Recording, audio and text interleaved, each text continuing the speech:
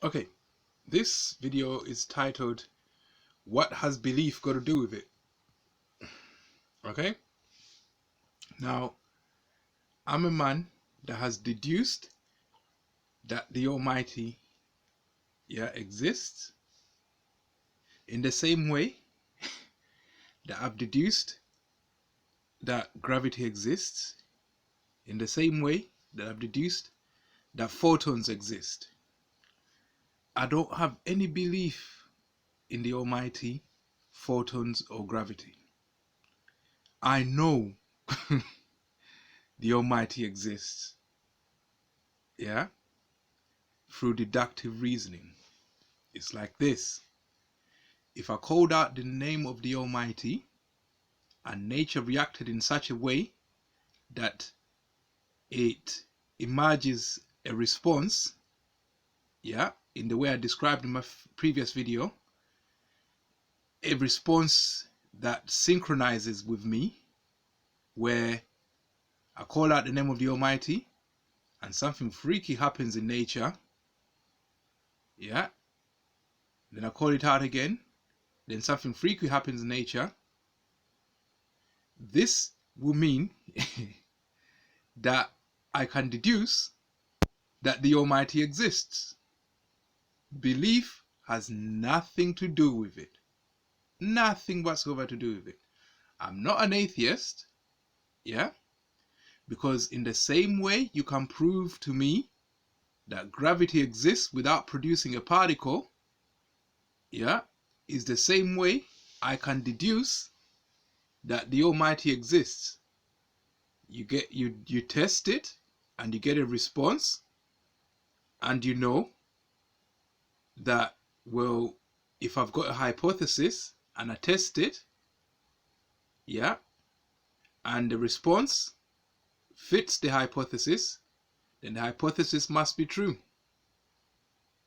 This is deductive reasoning. If I say you never use the Almighty's name in vain because nature will respond, that's why we don't I'm not going to use the name. If I say if I use this name, something in nature will respond to show me that, well, this name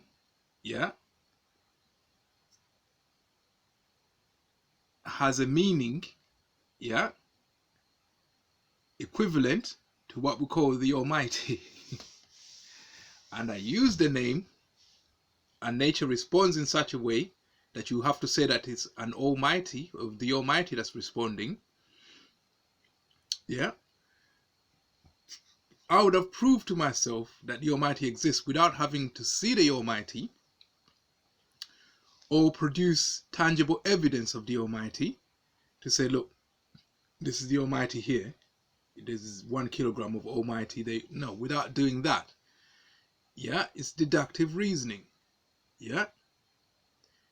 I would say to an atheist, have you ever tried to deduce whether the Almighty exists yourself? Have you ever followed religious doctrine and tried to deduce the Almighty exists and try to have a conversation with the Almighty? I told you how to have these conversations.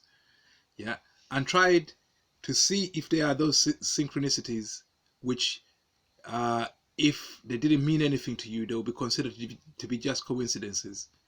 To try to see, if the Almighty can be deduced, to be real in that sense. If you haven't tried that, you can't flat out say it doesn't. So most atheists move away from saying flat out statements like, I know it doesn't. They say it's highly unlikely that it does. But if you haven't done these tests, then I fail to see how the probability will be shifted that way. I don't have any beliefs. Because I've tested for the Almighty. And the test has come back with a positive result. The way in which to test the Almighty, you read your scripture, You have to purify your heart. And I've also added on stuff, not to scripture. That's why I stepped away from it, because it says if you add on to scripture or take away from it, then you'll be condemned. So I'm not being part of that scripture there. The scripture of the Almighty is found everywhere. It's not confined in a book. Yeah. So if you want to prove the Almighty, you say the sacred name of the Almighty in the way it was supposed to be pronounced. Yeah. In the manner you're supposed to say it, in the situation, in the environment settings that you're supposed to use. Yeah. You have to clear your mind of everything, of all distractions. Yeah. Purify your heart. Yeah. And your purpose has to be defined. In this instance, it would be to try and prove to yourself that the Almighty is real. But it does say you shouldn't test the Lord. So how do you get around this? You shouldn't test the Lord. The way I did it, I didn't consciously choose to test for the Almighty. I accidentally did it, and the response was there. Yeah. So you utter the name of the Almighty. Yeah. And then look to see if there's any synchronicities that prove that your stimulant, the uttering of the name, yeah, is the one that we attribute, you can attribute to the response. Yeah. You have an expected response. Yeah. You expect a supernatural response. That's the response. If you utter the name of the Almighty and something supernatural happens, there you go. Yeah. So there's people who do miracles by uttering the name of the Almighty. Yeah. So they expect miraculous things to happen, and if miraculous things happen, that's the proof. Belief doesn't come into play. I don't know how to have belief. I don't do it. I don't believe in anything. Only things I've tested for and deduced to be real, or things I can touch that are tangibly real. Yeah.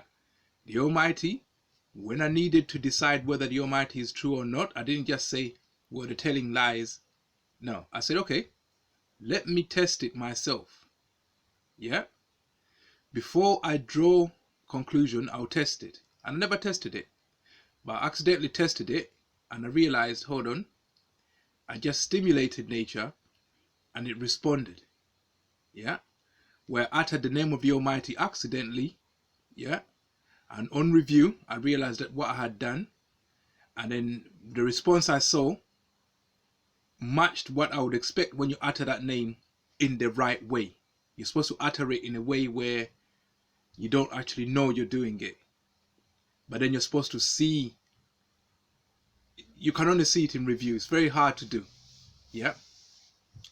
So I don't have belief in the Almighty. I know through deductive reasoning that the Almighty exists.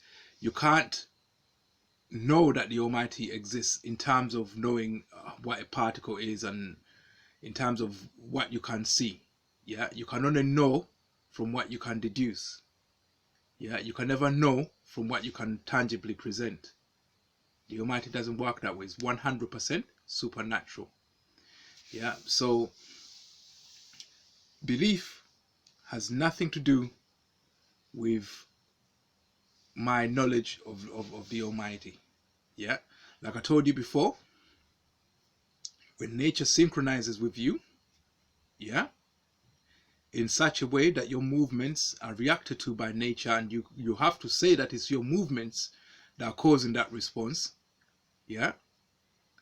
And you know that you're not consciously trying to bring that response in nature, but it's happening anyway. Yeah. The Almighty is present in you. Yeah. If you understand the definition of the Almighty, it means that something that governs nature and the universe, yeah, is present in you. Yeah. Or you're in the process you're one with it. Yeah, with him. Yeah. So to imagine an entity that governs the universe, some an entity that can do with the universe as it pleases, yeah, can alter it in ways that science can't explain. Yeah, that's what the Almighty is 100% supernatural. So if you believe in the supernatural and you don't believe in the Almighty, you got problems. If I was you, if you believe in the supernatural, if I was you, I would test for the Almighty before you dismiss the concept.